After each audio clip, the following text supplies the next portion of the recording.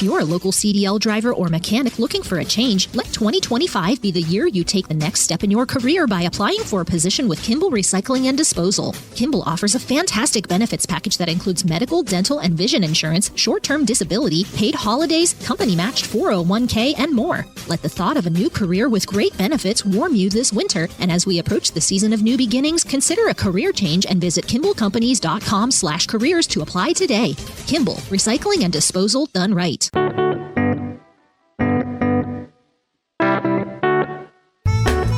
Welcome to Talkin Trash, where we try to answer all your questions about recycling and proper waste disposal in Tuscarawas County.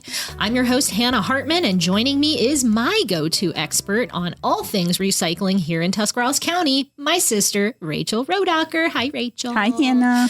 Rachel is an advocate for recycling and sustainable practices, and she has worked in our local recycling industry for several years.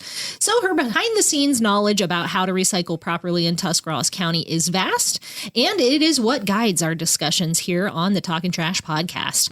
This episode is being recorded on January 26th, 2025, and because rules and regulations change over time, some of what we discuss may have changed by the time you hear this, but with that caveat, Rachel, let's dumpster dive into this discussion, okay? We always start with the basics, what we refer to as the high five. So yes, the high five. So we have the 5 common types of household recyclables that are generally accepted at your curbside or public drop-off, and that is plastic bottles and jugs, paper products, cardboard boxes, metal cans, and glass bottles and jars. I had to stop because I was to remember bottles and jugs or bottles and jars. Bottles and jugs, bottles and jars. Yes. And cans. Yep. We're getting there with our basics and remembering them. Yes. you do a good job. I always have to remind myself and our listeners for that matter. And speaking of listeners, I want to start our listener feedback section of this podcast.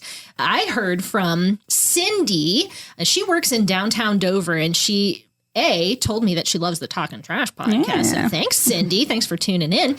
But she told me that she's into recycling and repurposing. Cool. And Great. She was telling me about this project that she had just taken on. And she actually sent us pictures, Rachel. So I don't know if you got a chance to look at these, but she sent me an email that said, "Hi, Hannah. Here are the before, during, and after photos of the porch posts I picked up on the side of the road." And she basically turned them into big, candle stands. Oh, okay. Okay, so she said, such a fun way to keep it out of a dump. I agree. Some paint, glue, and time, and a unique gift or something to resell at a craft fair. So cool. Yeah, maybe I'll post these pictures in our social media post about... They turned out great. They really did. They're They look cute. amazing. Good job, Cindy. I think that was such a clever reuse. Again, she found these porch posts, like somebody was redoing the railing on their porch, throwing out these old ones, and she kind of gave them a paint job. They almost look like antique-y or vintage-y looking the way she finished them. Yes, and then kind of attached a candle holder on the top of the post, so you could just plop a little candlestick, and they look really cool. It is cool. Good job, Cindy. I wish we had prizes or something. I know. I was going to say she gets the A+. That's it. She gets an A+ from thrifty reuse. Talkin Trash. Yeah, but well, thank you, Cindy. I appreciate the feedback, and it's awesome that you're doing stuff like that. That is super cool. But Rachel, why don't we go ahead and kind of dive into the crux of what this episode is going to be about? We're going to move on to the What's the Word section. Yes, we normally have this a little later in the podcast, but there was a reason I wanted to do it first. We've shifted the order of our format here, if you're following that closely. Yeah, I don't know that anybody's keeping track. But so this one is actually an acronym. Yes, so instead of What's the Word, we'll call it What's the acronym, Yes, Rachel? and it's HHW. Okay. And the reason I have it here is because that stands for Household Hazardous Waste. Yes. And the reason I wanted to do it first is because it's going to lead into our where does it go kind of segment, like what's happening. Yeah, we've gotten better as these episodes have gone on of kind of going with a theme for the whole episode. Yes, instead of just being we random. love a theme. Yeah, so our household hazardous waste is kind of the theme of today's episode of Talkin Trash, which is why we started with the acronym HHW. Yeah, I remember hearing these in commercials and stuff on WJER, HHW sites and things like that, events. It's a common abbreviation if you're in that world of recycling. recycling and the trade. Yeah. So I guess to dive right into the where does it go? Yeah. The way I kind of thought of it was there's multiple places where some of these hazardous waste goes, and it depends on what kind of waste it is. But here's the common things, and then maybe I'll give an example or two of what things fit in those categories. But so luckily, some of them are recycled or recovered, even if it's after they have some handling. Something has to be removed or processed somehow to get it to that point. Gotcha. So that's one category.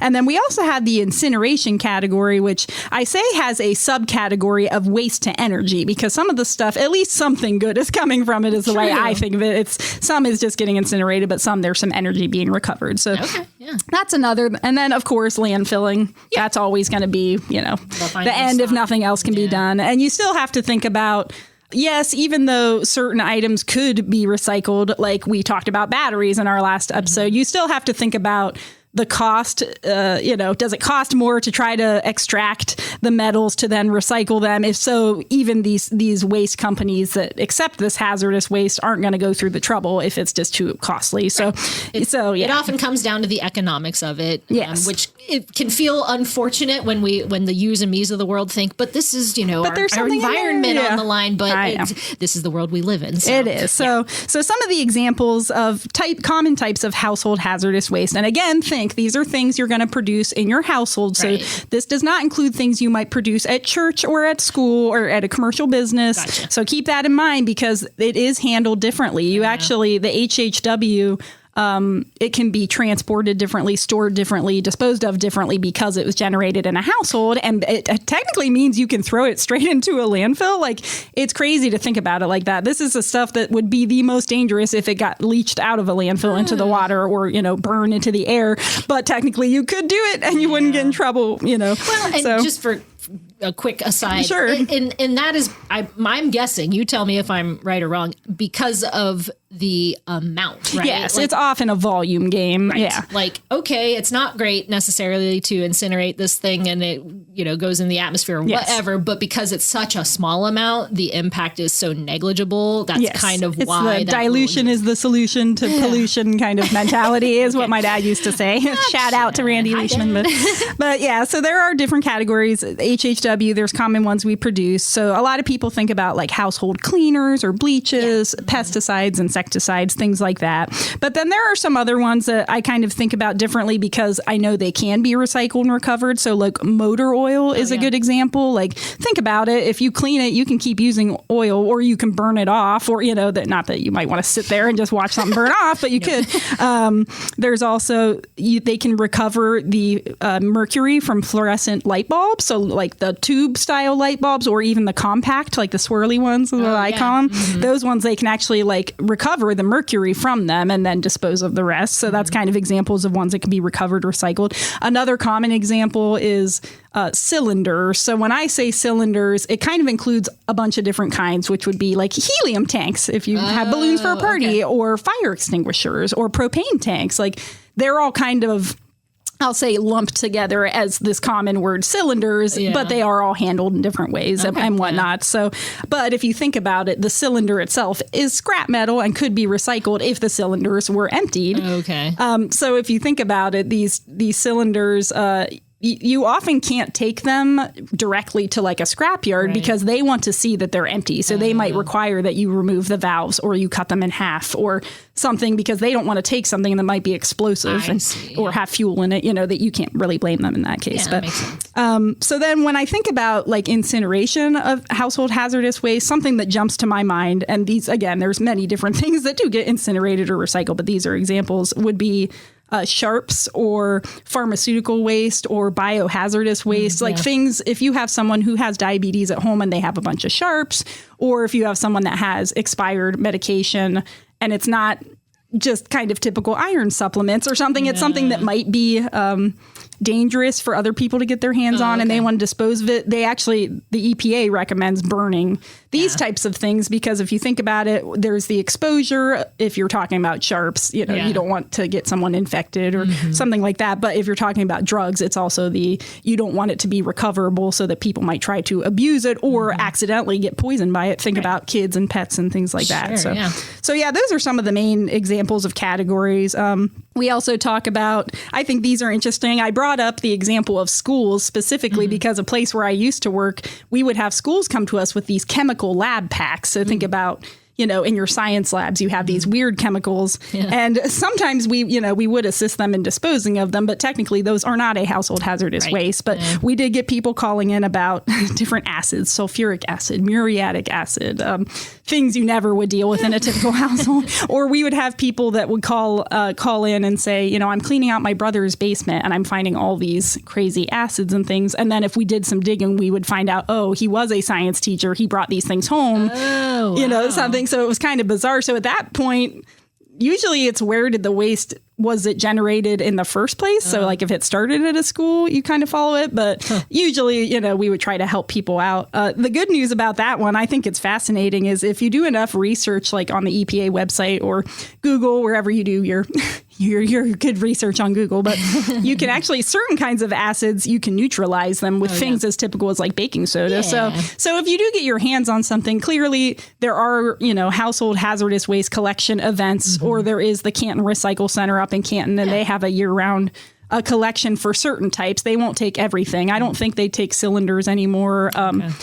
Certain types of batteries they'll take, but not the typical, again, our last episode, but the typical alkaline ones, they won't take those. So, but yes, certain things you could either avoid in the first place, getting your hands on, or you could, which we'll talk a little more later. We'll get to that, Or you can dispose of them in a different way than having to get them, to a place where they're just going to be incinerated. So, this is just a continuation of, the theme of the entire podcast, which is it's nuanced and it's complicated, and there's a lot of different rules and regulations that can make it not necessarily easy, but if you're somebody who really wants to do the right thing, there are specific things you can do, right? Yes. But it's just, there's not going to be one simple answer necessarily. So, no. And all that, this is a wide range of items. It's not as easy as saying like, we're talking about just metal, pop cans. We're talking about, there's a lot of things that fall into this category, but you do want to watch, if you're trying to determine if something is hazardous, for example, just watch for labels, look at labels, look for words like toxic or hazardous, and think about why is it considered hazardous? Like, is there the infectious element like we were talking about, or is there the chemical element, whatever's in the container is hazardous, or the explosive element. Like there's just different reasons they might be considered hazardous, and then they're handled differently depending on the reason. So we're going to try to prevent any of those things from happening. Yes, exactly. Okay. Yeah. All right. Well, does that cover the where does it go section? I think so. That was all over the place, but that's all right. All right. Well, then we'll get into our common questions. And you said this is a very common question when it comes to household hazardous waste. Rachel, is paint hazardous? It's a great question. That's actually just a common question of, can I recycle paint too? So they kind of are lumped together, but generally you want to think about two different types of paint, because you have water-based paint or oil-based paint. Water-based paint is not considered hazardous, and oil-based is. And again, if you look at a label, then you can see the oil-based will have instructions for how to it will say somehow that it's oil-based or that it's toxic or, whatever. So you do want to pay attention to the labels, because ultimately it does matter like how you clean it up too. If you had a spill of it, it makes a difference. And how you can get rid of. So they do not take, like at household hazardous waste events, they won't take water-based paint. Oh, really? Yeah, they will turn you away with that. But there are instructions for how you can safely get rid of it. And that's assuming you can't just use it up or donate it to a local theater or school or something, which I know that's asking a lot of people, but it is a possibility. Yeah. So. Well, it's another, there's different things you could do, right? Yes. So it kind of depends on what you're able to do, what you want to do, that you have the energy to do, whatever. Yes. So can we talk briefly? I know that when you want to throw out, let's say there's just a little bit of paint left, you're not going to use it, you're not enough to donate. What are you supposed to do? It's supposed to be dry. So if you happen to have it mixed into like a bag of garbage and they didn't notice it, then the trash haulers would take it. But if you set out a bunch of cans of paint at the curb, they can not pick it up because they're like, that's wet. It's going to spill, which you can understand it. They don't want paint all over. So you're supposed to dry it out. And there's different materials you can use to do that. If it's a tiny bit, you can usually just pop off the top and then it'll turn into that rubbery, dry paint. But if you have a substantial amount, but it just smells or, it's gross and you don't want to try to donate or use it, then you you can mix in like kitty litter, or you can even buy like a paint dryer, but who wants to spend the money? If you have sawdust, if you have a shop, or if you have kitty litter, or, you know, a newspaper, like shredded paper you can put in there, and you mix it, and you keep doing that until you can't mix it anymore. But again, this would just be the water-based one? Yes. Yeah. The oil-based ones are considered hazardous. Yeah. And again, even though you're legally allowed to throw them away the same way, it depends on if you feel good about doing that or having oil-based paint sitting in your garage drying out. But they often will say it's flammable. You want to handle it more with care. Plus, I was thinking about like spray paints too, because technically aerosol cans are considered a type of hazardous waste, because if they got punctured and they weren't empty, you know, they could explode. So you want to be careful with aerosols like spray paint. So would you say that you would want to take your spray paint cans to a household hazardous waste Yes, collection? that is the recommendation for those. Okay. So. All right. Again, it's nuanced, it's complicated. Yes. There's different things for different types. We wish it was simpler and easier, but it's just not. So. No. And you want to be safe. So. Of course, yes. All right. Shall we move on? Yes. Okay, we're going to move on to dumpster diving. Yay. And, this isn't so much a household hazardous waste. Because, you know, you never know what you're going to find in the dumpster. Yes. We're trying to see what's in the recycle dumpster that really shouldn't be in the recycle dumpster. And what did we find today, Rachel? Today, we just found some plastic film is what I'm going to call it. I don't know what was around it. Maybe like a magazine or something. It's not ripped. We found a couple different types of it, but because they were kind of related, we grabbed those. And the one actually has a recycle symbol on it. Yes, the chasing arrows and the number 4. But I wouldn't. This is not a type I would even say could be recycled at the typical place where you might take it. So I guess we'll dive into this, because we have talked a little bit about plastic films and bags and things in the past, but it also kind of tied into what the junk in the trunk was this week, because I literally had a bag of bags in my trunk. And so it all kind of ties together. So we're going from dumpster diving to junk in the trunk, but it's all kind of the same thing. So yes. And it's these plastic bags. So people tell me I'm crazy. I try to be an optimist and believe that they're getting recycled if I take them back to the grocery stores, because many grocery stores will take plastic bags back. And even though some of them, they're thinking it's more that own grocery store chain's bags. Oh, okay. Many of the places utilize companies that don't care if it's only that grocery store's bags. They'll take any type of allowable plastic film back. So the rule of thumb with it, if you do choose to try to be optimistic and hopeful like me and believe that it's getting recycled, you should do some research, because there have definitely been investigative stories about the stuff just sitting and never getting recycled, or getting burned, or getting shipped away. Usually they lose the trail of where it goes.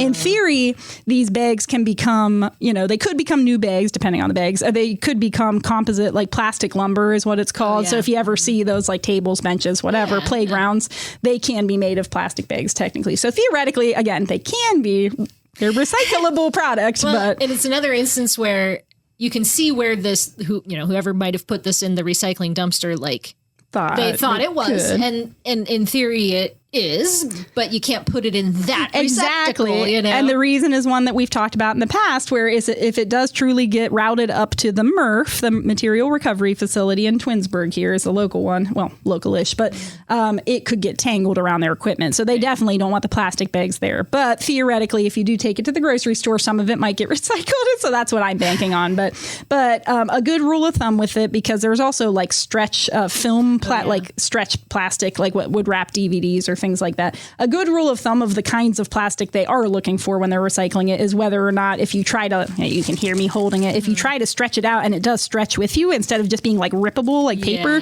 that's more the type of plastic they're looking for. Stretchy they're looking for more like obviously grocery bags, but also cereal box lining bags or bread bags or things like that. Those types of plastic are what they want. What wraps paper towels. And you're saying that could, in theory, be remade into more plastic bags, potentially, right? But it seems like the lumber is what I was reading the most about what it would become, because I think ultimately it gets like repelletized. Like they're not going to take this bag and just press it down into a piece of lumber. You're taking me back to like my naive start into our Talkin Trash podcast, where like I have this idea in my head of where I think like they're going to melt all this down in a big pot, and then they're going to pour it into a new thing that's going to make more whatever, plastic bags or cans or what, like in my head, this process is so simple. We just gather it all of the like thing, boil it down into a new liquid and make new things out of it. But it's a little more complicated. Yeah, it's not usually, especially, that's not how it goes. Yeah, especially if you're thinking about things, because you think about plastics and you think about, well, what about like chip bags or like freezer item bags? Yeah. They're actually considered different. Like you shouldn't recycle those because they're layers of different types of plastics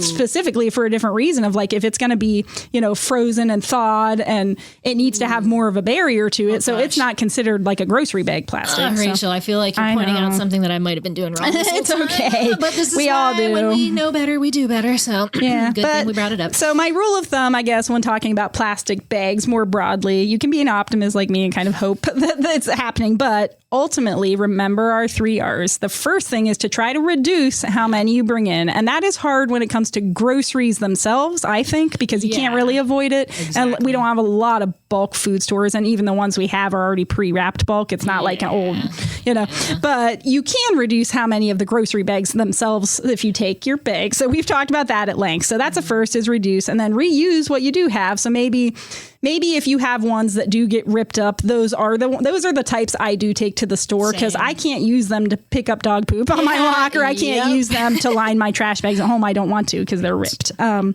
then recycle is my last, Use them. Okay. I think we talked covered about that. your bag of bags in the trunk of your car. So that takes us to simple solutions. Now, okay. We're not necessarily offering a simple solution this time around, but I am going to harken back to one of the first episodes of Talkin Trash where our simple solution, it was a real simple one. Use a reusable straw. Like when you go out to a restaurant, instead of using a plastic straw, if you carry a reusable straw, very simple. Okay. But I had this realization, Rachel, this is why we're talking about it in our simple solutions section today. So I went to a restaurant recently and I thought, okay, I've got my reusable straw. I will get it and I will use it. But before I had the opportunity to refuse the plastic straw, the waiter came to the table, set it down. I just wasn't thinking about it. And the waiter walked away. Yeah. The waiter walked away and we had, there were 2 of us there. We had 2 straws that they had left. And I thought,